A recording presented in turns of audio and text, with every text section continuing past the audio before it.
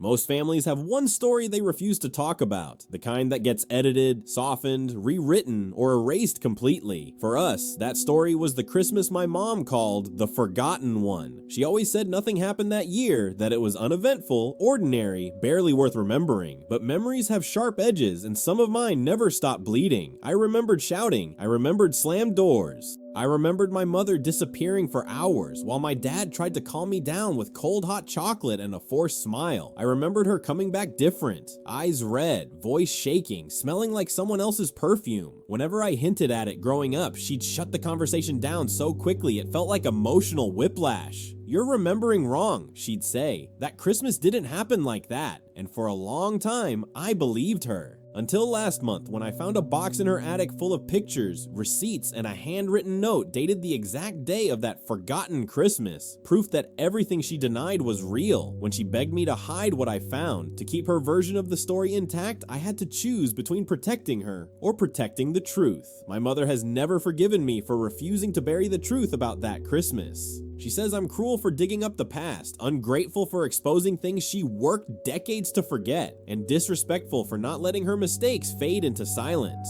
But hiding what happened meant erasing the version of me who lived through it, the kid who spent that day confused, scared, and lied to. And honestly, I'm tired of carrying a memory alone just because it embarrasses the person who caused it. When I confronted her with what I found in the attic, her reaction wasn't denial. It was pure panic. She begged, pleaded, even tried to guilt trip me into pretending the documents and photos didn't exist. But I had already spent years doubting myself, wondering if my childhood memories were wrong, exaggerated, or imagined. Finally seeing proof felt like breathing clean air for the first time. Before I tell you exactly what I discovered, what she did that day, and why she wants it erased forever, make sure you subscribe to the Conflict Corner. Here we unpack the family stories people try hardest to hide, the secrets they swear never happened, and the memories that refuse to stay forgotten. I didn't plan on finding anything that day. I wasn't snooping. I wasn't digging around out of suspicion. I was just helping my mother clean the attic because she said she was finally ready to declutter. Of course, with her, decluttering meant shifting boxes from one dusty corner to another without actually opening any of them.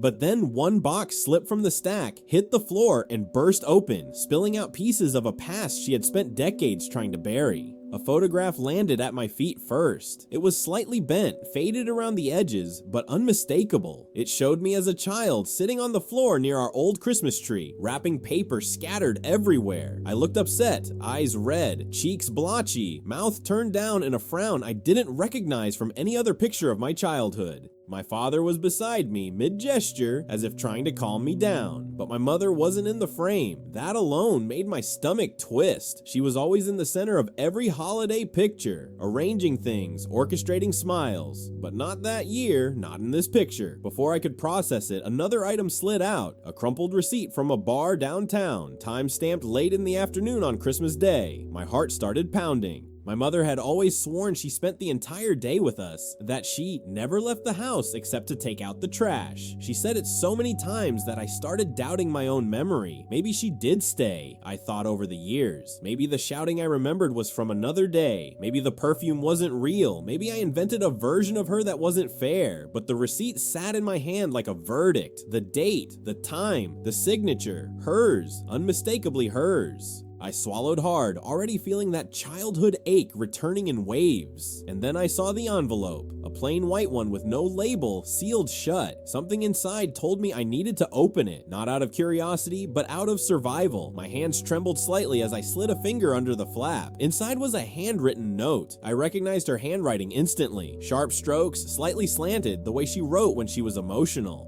The note was dated the same Christmas she called forgotten. It began with, "I don't know how to tell him." My breath caught. I read on. I thought leaving for just an hour would help me clear my head. I didn't expect it to turn into the whole afternoon. I didn't expect him to ask where I was. I didn't expect our son to cry. I stopped reading for a second, my chest tight. Part of me didn't want to continue. I already knew instinctively that whatever came next was something she didn't want anyone, including her future self, to remember. Still, I read. I shouldn't have gone with Mark. I shouldn't have had that drink. I shouldn't have left them on Christmas. I made everything worse. I can't let this happen again, and I can't let them know the truth. I have to make sure he forgets. I froze. My hands went cold. The attic suddenly felt too small, too quiet, too full of ghosts. The letter continued, but I couldn't take in the rest right away. My mother had always told me my memory was wrong, that I exaggerated things, that the sadness I remembered from that Christmas was childish confusion. But she knew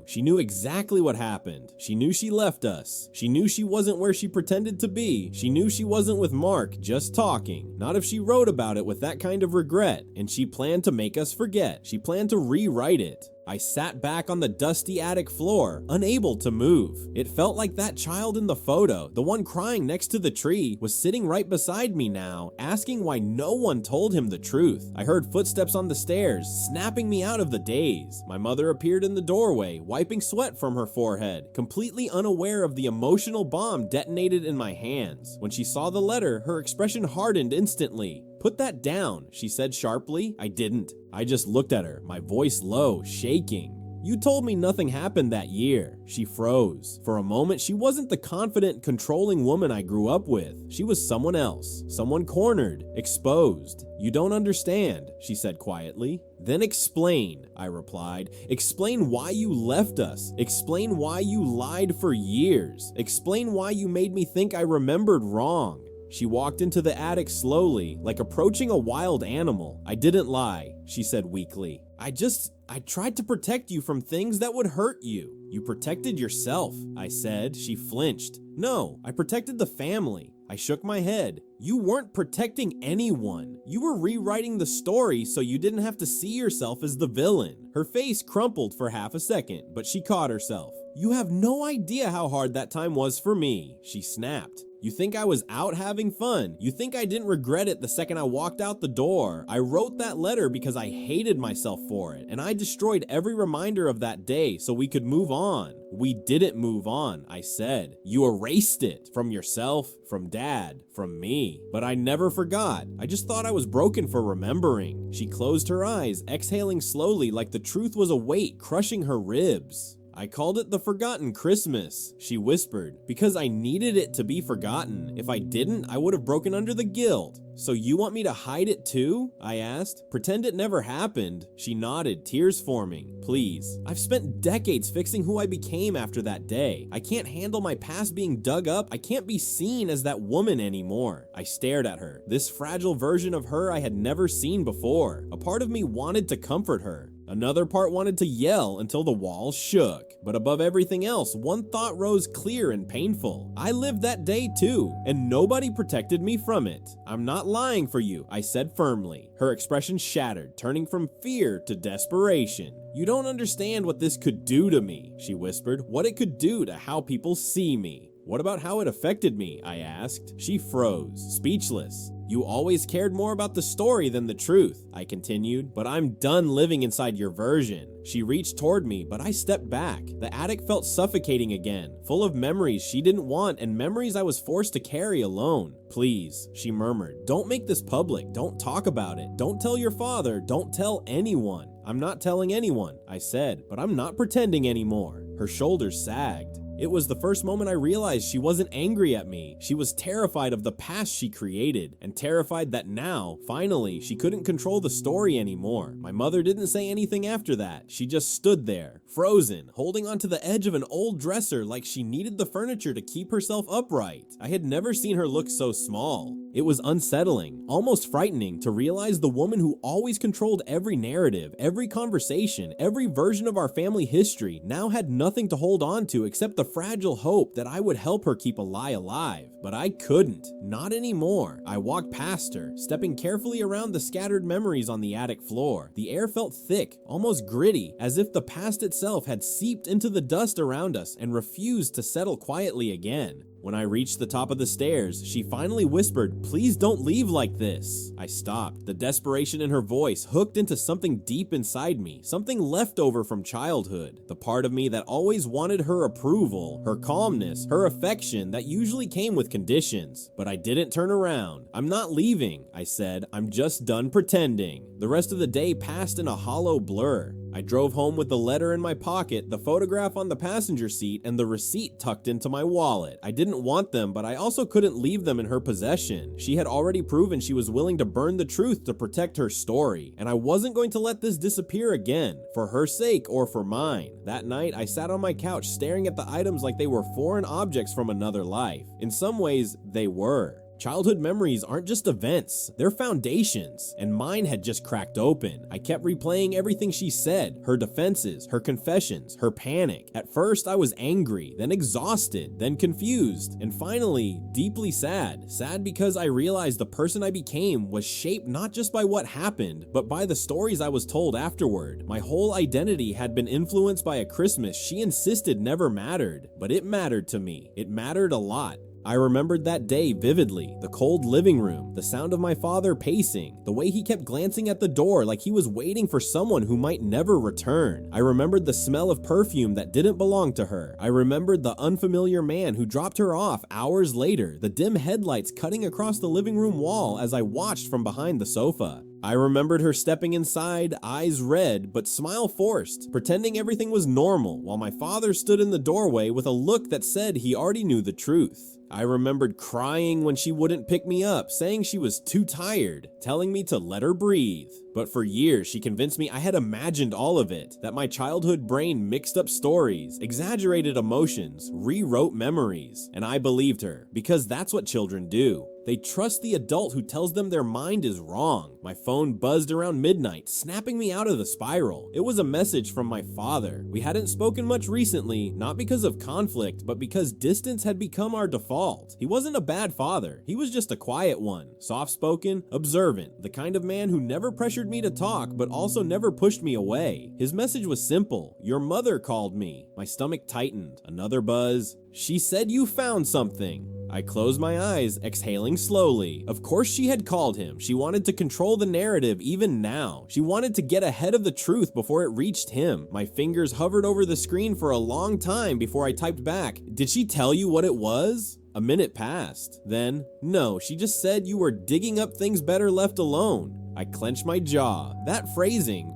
"better left alone," was so painfully her. My father's next message arrived quickly. "If you want to talk, I'm here." I stared at those words, feeling a heaviness I hadn't realized I was carrying. Maybe I had always assumed he didn't remember that Christmas the way I did. Maybe I assumed he didn't care. But what if he remembered everything? What if he was just waiting for me to bring it up? What if he had been holding his tongue all these years to avoid reopening wounds? I didn't respond right away. I needed time. I needed a night to let the truth settle. The next morning, my mother showed up at my door. She never did that. She always texted or called first, always gave notice, always controlled the terms of every interaction. But that day, she arrived without warning, still wearing her cleaning clothes from yesterday, eyes swollen like she hadn't slept. I hesitated before letting her in. She stepped into my living room slowly, scanning the space like she wasn't sure she was welcome. Her gaze immediately landed on the photograph on the table.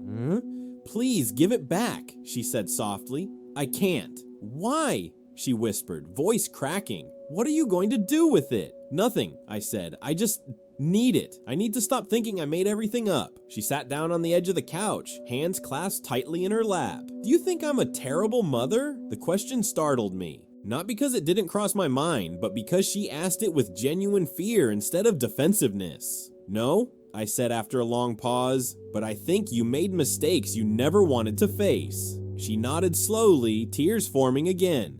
"That day, I wasn't running away from you. I was running away from myself. I felt trapped in a life I didn't understand anymore. I felt like I couldn't breathe." "So you left," I said. "On Christmas." She swallowed. "I thought it would only be an hour. I thought he would be fine taking care of you. I thought I just needed a moment to reset. But you didn't come back for hours," I reminded her. "You didn't call. You didn't check in." "I know," she whispered, "and I regretted it every second after." "Then why did you lie?" She closed her eyes, exhaling. "Because if I admitted what I did, I would have had to admit what I was capable of doing, and that terrified me." She let her words settle, heavy and raw. "I didn't want you to grow up seeing me as the woman who abandoned her family on Christmas. I wanted to be better than that. I wanted to be the mother you deserved." You could have been both, I said gently. Flawed and honest, but you chose flawed and deceitful. She flinched, and for a moment I regretted the harshness. But the truth wasn't meant to comfort, it was meant to correct. She wiped her cheeks with the back of her hand. Are you going to tell him? Dad? I asked. She nodded. Yes. He deserves the truth too. She looked down, deflated. He already knows, she whispered. He always knew. I stared at her, shocked. He knew you left? Yes, she said, and he forgave me because he didn't want the family to fall apart. My breath caught. Suddenly everything made even more sense. The sadness in his eyes, the quietness, the way he never blamed her, never contradicted her stories. He wasn't protecting himself, he was protecting me. I will talk to him, I said finally. I need his side too. My mother looked devastated but nodded. Whatever happens, she whispered, I just hope you don't hate me. I don't, I said softly. I'm just finally seeing you. Her eyes filled with tears, not from fear this time, but from recognition. For the first time, we were both facing the same truth. I didn't sleep much after my mother left. Her confession replayed in my mind over and over again, like a scene I'd watched too many times but still didn't fully understand. The idea that my father had known all along, that he had carried that truth quietly for decades, sat heavy in my chest. It made everything both clearer and more complicated. I woke up early the next morning and stared at my phone for a long time before finally dialing his number. He answered on the second ring with a soft, tired, "Hey son," like he had been expecting my call. Maybe he had been waiting for this moment longer than I'd realized. I didn't know how to start, so I just said, "Can we meet?" He hesitated, not out of reluctance, but like he was bracing himself. Then he said, "Of course, I'll put on a pot of coffee." When I arrived at his house, he was already sitting at the kitchen table with 2 mugs ready, like he had prepared for a difficult conversation. He looked older than I remembered, gray spreading across his beard, shoulders rounded, eyes tired in a way that felt deeper than age. He didn't hug me, but he gave me a small nod that felt like an invitation to sit, to talk, to finally open doors both of us had kept locked for years. I placed the photograph on the table between us. He looked at it for a long moment without touching it. "I haven't seen this in a long time," he said quietly. I waited, giving him space to find his words. "Your mother wasn't lying when she said she regretted leaving that day," he continued. "But she wasn't honest about why she left, and she certainly wasn't honest about how long she was gone." Hearing him acknowledge it, plainly without softening it, felt like validation I didn't know I needed. "Why didn't you tell me?" I asked. "Why did you let her rewrite the whole thing?" He rubbed his forehead and sighed. "Because you were a kid, you were already scared and confused, and I didn't want to burden you with the adult version of what happened. But she made me think I was imagining everything." "I know," he said softly, "and that's what I regret the most." He finally picked up the photograph, studying it as if trying to decode a message hidden in the image. "When she came home that night, I knew where she'd been," he said. "I could smell the perfume, I could see it in her eyes, and I was angry, angrier than I'd ever been. But then I saw you watching from behind the couch, and I knew we couldn't fall apart in front of you." He set the photo down gently, almost reverently. "I told her we would deal with it later, but later never came. We just kept going as if ignoring it would make it disappear." "Did you forgive her?" I asked. He leaned back, thinking. "Forgiveness isn't a switch you flip," he said. "It's a choice you make every day until it becomes true. Some days I forgave her, some days I didn't, but I chose to stay because I thought our family was worth saving. But it wasn't saved," I said quietly. "It just endured." He nodded slowly. "Sometimes enduring is all you can do." We sat in silence for a moment, the weight of decades settling between us. "What about me?" I finally asked. "Did you think I deserved the truth?" He looked at me then, really looked at me. "I thought you deserved stability," he said. "I thought if we all pretended that Christmas never happened, it would fade into something small. But I underestimated how clearly you remembered. And I underestimated how deeply lies can wound, even when they're told to protect." He reached out and rested his hand on the photograph. "This didn't just hurt you," he said. "It hurt all of us. And pretending it didn't only made it worse." A strange mix of sadness and relief washed over me. For the first time, I wasn't the only one carrying the memory. My father had been carrying his own version of it too, quietly, painfully, alone. "Do you hate her for it?" I asked. "No," he said. "I don't hate her. I think she was lost. People make terrible choices when they're lost." And what about me? I asked. Are you upset that I brought all this up again? He shook his head. No, son, you have every right to seek the truth, and you have every right to remember your childhood the way it actually happened, not the way someone else needed it to be. I exhaled slowly, feeling tension drain from me in ways I hadn't expected. She's scared, I said softly. She thinks I'm going to expose her. To who? He asked gently. The world? I hesitated. Maybe. He studied me for a moment. Telling the truth isn't cruelty, he said, but it comes with consequences. Are you looking for closure or revenge? The question hit hard. I hadn't considered it directly, but it made me confront something uncomfortable inside myself. I'm not trying to hurt her, I said honestly. I just want to stop questioning my own mind. He nodded. Then focus on healing, not punishment. He picked up the photograph again. This picture isn't just proof of what she did. It's proof that your memory was never broken. The words hit me like a punch to the chest. My entire adolescence, I had doubted myself, wondered if I was dramatic, overly sensitive, imagining things, but this picture validated everything. Do you think there's more she's hiding? I asked. My father hesitated. That hesitation told me everything. What? I pressed. What aren't you saying? He let out a long breath.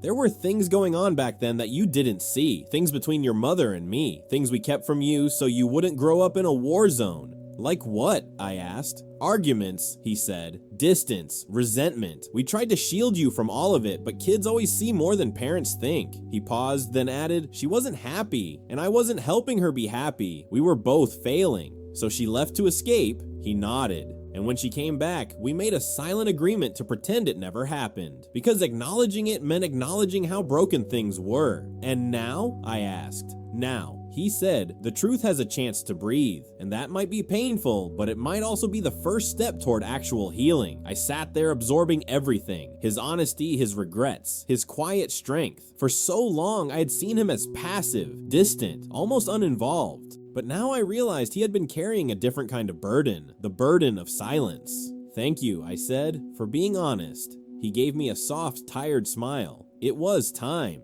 When I stood to leave, he walked me to the door. Before I stepped outside, he said something that stopped me cold. Your mother wasn't the only one who made mistakes that day. I turned, confused. What do you mean? He hesitated, then said softly, there's something you don't know. Something I've never told anyone. My pulse quickened. What is it? He looked down, ashamed. Before your mother left that morning, we had a fight.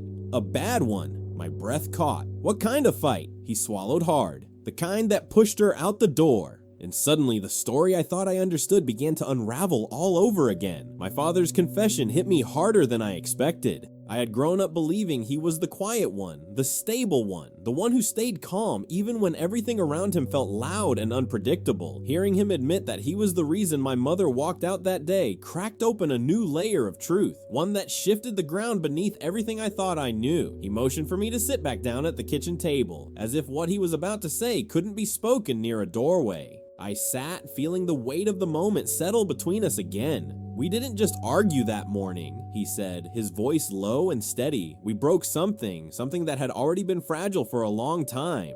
He paused, searching for the right words. Your mother and I, we were young, overwhelmed, stretched too thin. We loved you, but we didn't always love each other the way we needed to. And that Christmas, all the cracks finally showed. I swallowed hard. What happened? He rubbed his hands together slowly, his gaze drifting to the window. She told me she felt trapped, that she didn't recognize herself anymore, that she was drowning under the pressure of being the perfect mother, the perfect wife. She said she needed space, needed to breathe. And instead of listening, instead of trying to understand, I took it personally. I accused her of abandoning us emotionally. I told her she was selfish. His voice cracked slightly. I said things no husband should say. Hearing that felt strange, like the last piece of a puzzle snapping into place but revealing a picture far more complicated than I imagined. So she left, I whispered. He nodded. Yes, and I watched her walk out that door thinking she would return in an hour. But when an hour passed, and then 2, and then 3, I realized she wasn't coming back. Not until she was ready, and I didn't blame her. Not really, I blamed myself.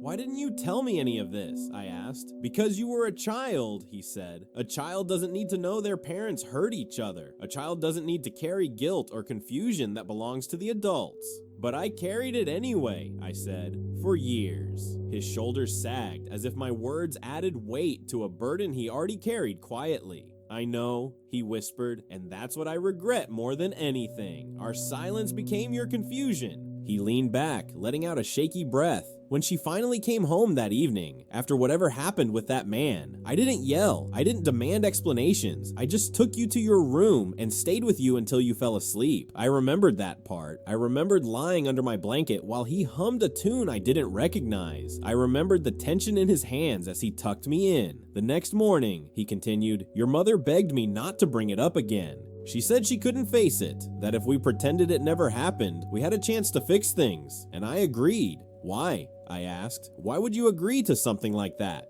Because I loved her, he said simply, and because I thought sparing you from the truth would protect you. I thought if we hid our broken pieces, you wouldn't notice the fractures. He looked into my eyes. But you noticed. Kids always do. I nodded slowly. The truth wasn't surprising anymore, just heavy, like a coat I had finally put on after years of pretending it didn't fit. So you forgive her? I asked. For that day? He sighed. Forgiveness isn't one big decision, it's a million tiny ones. Some days I forgave her, some days I didn't. Some days I pretended to forgive her so I wouldn't have to feel the full weight of how hurt I was. He paused. But what she did with that man, that wasn't the part that broke me. It was her fear of facing the truth afterward. That's what eroded us slowly. Hearing him say that made my chest tighten, because I recognize that same fear in her now. The way she panicked when I found the letter. The desperation in her voice when she begged me to hide it. She wasn't trying to protect me. She was trying to protect the version of herself she had spent years constructing. Did the two of you ever talk about it again? I asked. He shook his head. No, we just kept living. We smiled at the right moments, played our roles, celebrated holidays, took pictures for the fridge, but there was always something underneath, something unresolved. He looked at the photograph again, and I think you felt it too, even if you didn't know the details. I did. I remembered the tension in the house afterward, the careful politeness between them, the way they avoided eye contact sometimes. I remembered waking up at night and hearing the quiet hum of the TV downstairs because one of them had gone to the couch instead of the bedroom. I remembered the silence most of all, the kind that wasn't peaceful, but strained. I just don't understand why she wanted me to hide this, I said. Why she thinks telling the truth makes her a bad person. My father finally met my eyes. Because she still sees herself at her lowest moment, he said. She still feels the shame of that Christmas. And she believes that if the story stays buried, she can outrun the memories. But she can't, I said. No, he agreed softly. She can't, and neither can you. He took a slow sip of coffee, letting the quiet settle before saying, she's afraid you'll judge her, that you'll resent her, that you'll stop loving her. I won't, I said, but I can't pretend anymore. Good, he said gently. Pretending is how we got here. Those words stuck with me. Pretending was how we ended up living 3 different stories under one roof, hers, his, and mine.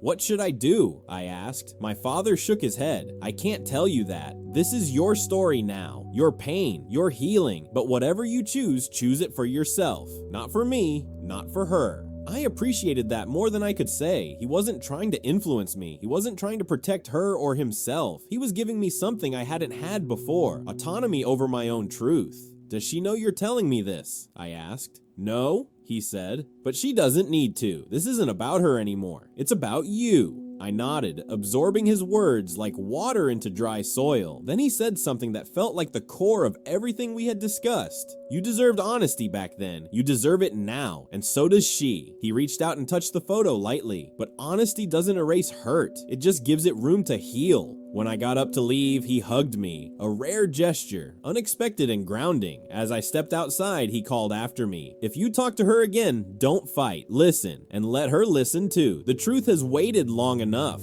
I drove home thinking about that, thinking about the child in the photograph and the adults who couldn't face their mistakes, thinking about how families rewrite stories to survive, even when the rewritten versions hurt more than the truth ever could. When I got home, I stared at the letter again. The words she wrote, the guilt she carried, the fear she still had, and I realized something important. The forgotten Christmas wasn't forgotten at all. It had been living in all of us, quietly, painfully, waiting for the moment someone finally had the courage to pick up the pieces. And this time, that someone was me. I spent the next few days walking around with a knot in my stomach, carrying the truth like something sharp tucked into my pocket. Every time I thought about calling my mother, a wave of conflicting emotions hit me so hard I had to sit down. Anger, sadness, confusion, empathy, they all tangled together until I couldn't tell one from the other. But avoiding her wouldn't solve anything. Avoiding her was what kept us trapped in the same loop for decades. So on a quiet Sunday afternoon, I drove to her house, the photograph and the letter tucked into the inner pocket of my jacket. I didn't plan on throwing anything in her face. I just wanted clarity from her, from myself, from the version of our family I had finally stopped pretending existed. When she opened the door, she looked like she had been waiting, not just since that morning, but for years. Her shoulders were tense, her eyes red. She stepped aside without speaking and I walked in. We sat at the kitchen table, the same place where every major conversation of my childhood seemed to happen. The same table where she once helped me with homework, where we ate birthday cake, where so many words were spoken and even more were swallowed. Your father told me you two talked, she said softly. Her voice had none of the defensiveness from before. This time she sounded uncertain, fragile. He told you everything? I asked. She hesitated. He told me enough. I nodded, not to judge her, but to acknowledge the reality we were both finally sitting inside. Why didn't you ever talk to me about it? I asked. Why did you let me grow up thinking my memories were wrong? She looked down at her hands. Because if I admitted what happened that day, I would have had to admit everything else. The unhappiness, the mistakes, the person I was back then. She took a shaky breath. And I didn't want you to see me like that. I didn't want you to see me broken. I already did, I said gently. I just didn't understand what I was seeing. Tears welled in her eyes, but she wiped them quickly as if she didn't think she deserved to cry. I told myself that erasing that day was protecting you, but really, I was protecting myself. For the first time, she said it without fear, without hiding behind excuses or rewriting the story. That honesty alone softened something inside me. I'm not here to punish you, I said. I'm not here to make you relive everything. I just need you to stop pretending the truth doesn't exist. She nodded. You're right. I reached into my jacket and placed the letter gently on the table. Her breath caught. She stared at it as if it were a living thing. You kept it, she whispered. I didn't know what to do with it, I admitted. Part of me wanted to throw it away. Part of me wanted to ask you who you were when you wrote it. She touched the paper with trembling fingers. I was lost, she said. I felt like I was disappearing inside my own life. And instead of asking for help, I ran. She looked at me then, eyes brimming. I want you to know I came back because of you. Not because I felt obligated, not because it was the right thing to do, because I loved you. You were the only thing that made me come home. I hadn't expected those words. They hit me in a place I didn't know was still raw. Why didn't you just tell me that? I asked quietly. Because I was afraid you wouldn't believe me, she whispered. Because I didn't believe in myself back then. Silence settled between us, not cold or hostile, but full of things both of us were finally willing to feel. What do we do now? I asked. She exhaled slowly. We tell the truth, she said, even when it hurts. Her voice trembled. And I listen, really listen, not to defend myself, not to deny your memories, just to hear you. I wasn't expecting that. For the first time in years, she seemed open, really open to the possibility that healing might come from honesty rather than avoidance. I want to understand how this affected you, she added. All these years, I want to know what you felt. Her words were like a door cracking open after decades of being nailed shut, and part of me wanted to walk through it. I felt confused, I said, choosing my words carefully. Like something was wrong with me, like I couldn't trust my own brain, and every time you denied what happened, I felt smaller, like you didn't see me. She covered her mouth, tears finally spilling. I'm so sorry, she whispered, voice breaking. I never meant to make you feel invisible. I nodded. I believed her, or at least I believed that she believed what she was saying. I'm trying to understand you, I said, but I also need you to understand why I can't pretend anymore. She reached out, hesitated, then placed her hand over mine, gently, lightly, like she wasn't sure she had the right. You don't have to pretend, she whispered. Not ever again. We sat like that for a long moment, two people trying to dismantle decades of silence in one afternoon. Does Dad know you regret it? I asked. She nodded. He always did, even when I couldn't say it out loud. I swallowed. He didn't blame you. I know, she said softly. That was his kindness, but it was also his mistake because it kept me from facing what I did. She took a deep breath. I want to make this right. With him, with you, with myself. How? I asked. By telling the truth, she said again, more firmly this time. No more hiding. No more pretending. I looked at her. Really looked. She wasn't the woman from that Christmas anymore. She wasn't even the woman who had rewritten the story for so long. She was someone trying, finally, to own her failures instead of burying them, and maybe that was enough. Maybe that was the beginning. We can start there, I said. Relief washed over her face. Soft, fragile, hopeful. Thank you, she whispered. I picked up the letter and folded it carefully. I'm keeping this, I said, not to hurt you, just to remind myself that what I remember is real. She nodded. I understand. When I stood to leave, she walked me to the door. Instead of the tentative, fearful energy she had the last time I saw her, she carried something different now, something grounded. I love you, she said softly. I always have, even when I didn't know how to show it. I felt a lump rise in my throat. I love you too. The words were true, complicated, but true. And as I stepped outside into the cool air, I realized that the forgotten Christmas wasn't forgotten anymore. It had been rewritten, not erased, not denied, but finally understood. And for the first time in my life, I felt something I never expected to feel about that day. Closure. Maybe not perfect closure, maybe not neat or tidy, but real. And that was enough.